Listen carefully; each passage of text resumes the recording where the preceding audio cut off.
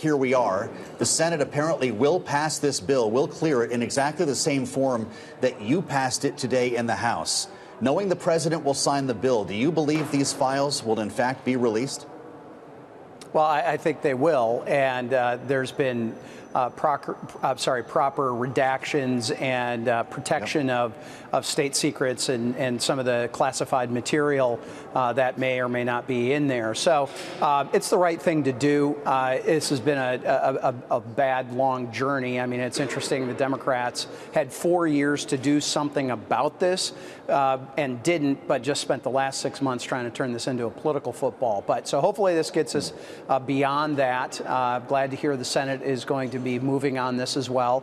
And there are some people that have some concerns about protections of victims and people that have not been named publicly yet as victims, having some concerns with that. But I think the balance of this is positive.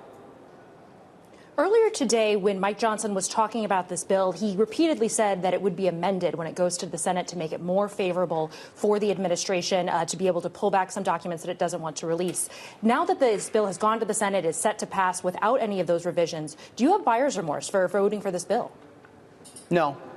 Actually, I said long ago, well before this was really the political football it became, that I believed it was the right thing to do to properly release those files and the information. So that's the Senate's prerogative. That I think anybody who was taking that vote today understood that that might be a possibility, and I'm comfortable with that. What did you make of your colleague Clay Higgins of Louisiana voting against that bill today, Congressman? I only asked because it was a single no vote, and he said on social media that it was a principled vote with those redactions and the protections of victims in mind. Why did he have to vote no on that? He clearly is not comfortable with the way these files are being handled, or was this about something else? Yeah, I'm not aware. I didn't have a chance to talk to Clay. Look, we all as individual members need to justify our votes, whether it's near unanimity like this. I mean, 427 votes for something. I'm not sure that we could get Congress to vote and agree that today is Tuesday with 427 votes. So it's a bit of an outlier. That was his prerogative to do. But I believe the vast majority of my colleagues are very comfortable with the situation, getting those files released. Your colleague Marjorie Taylor Greene from Georgia earlier today said that this Epstein issue is causing a rift within the Republican Party, specifically within MAGA. Do you agree with her that this is going to be an issue that will dog Republicans, particularly the conservative wing, for months to come? Well, as a conservative, I haven't seen that rift quite the way that she has, or quite the way that she maybe has created. And look, I think if there was truly a rift, it would not be 427 votes with one outlier in favor of that. And so I think that this is a consensus. It's something that needed to be dealt with, and we moved ahead with it. To be honest, I'm a little surprised that the Senate is taking it up this quickly. That's a calculation and a decision that obviously Leader Thune had to make. I'm assuming he did that in consultation with the White House as well. But we're gonna, as I think Joe had said earlier, this is going to check the two boxes on Capitol Hill, and it's going to move forward and go to the president's desk, presumably when the Senate takes care of that tonight. I'd like to ask you, Congressman, while you're with us, about what's happening today at the White House. Pretty important meeting between President Trump and the Saudi Crown Prince, touting a massive multi-billion-dollar investment here in the U.S. And I know from your position on foreign affairs, you've got ideas on this. In exchange for this massive investment, we're selling F-35 fighter jets and apparently are going to be furnishing Saudi Arabia with high-end AI semiconductors. Is this a good deal in the name of our own national security?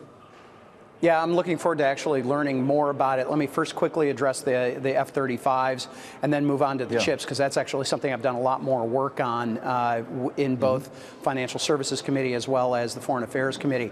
The F-35s, that is certainly a shift in balance of power potentially within the Middle East. We have had a longstanding policy to make sure that Israel has the leading technology in the region. We do know that Saudi Arabia is an important ally in many ways to the United States. They've been a check on Iran. They've been a check on a number of other problematic players in the neighborhood, in a very, very rough neighborhood. Let's move on to the chips part, because I think that is something that is very, very significant. And is one of the reasons why I have a bill called the Chip Security Act that I have introduced. Look, the White House has produced their own white paper on what sort of limitations we should be having as a country in allowing trade with these upper-level, high-performing chips. Who receives those, under what circumstances, in what way can they use them? I would like to see clarity on that. We know that Saudi Arabia has been trying to diversify in many, many ways, but certainly its economy, this is one way of doing that. There's even discussion, I know, of a potential civilian nuclear technology going to Saudi Arabia. That's been discussed as one of the ways to power some of those data centers and the AI revolution that is happening around the world. So looking forward to getting some more information on that. I personally have some cautionary hurdles that I would like to see cleared before I'm totally comfortable with just having a green light to the latest bleeding edge technology when it comes to chips and AI to even an ally like Saudi Arabia. Congressman, Republicans got a little bit of a setback earlier today in the redistricting plan when the Texas map was struck down by a judge. Is this a mistake that Republicans made by leading off in Texas to try to rebalance the power of the House? And is this an own goal on Republicans' part? I'm sorry, I didn't catch the last part about that, but I know you were saying, was this a miscalculation?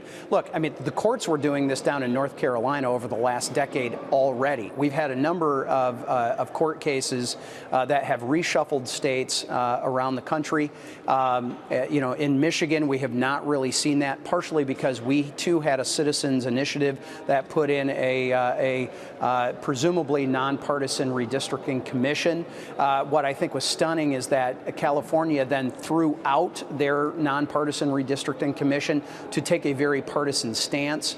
There's no doubt that states have the ability to go and do this, in my view of the reading of the Constitution, where it says states will determine how those divisions within the assignment of the number of members of Congress will go. So it's within their power to do so.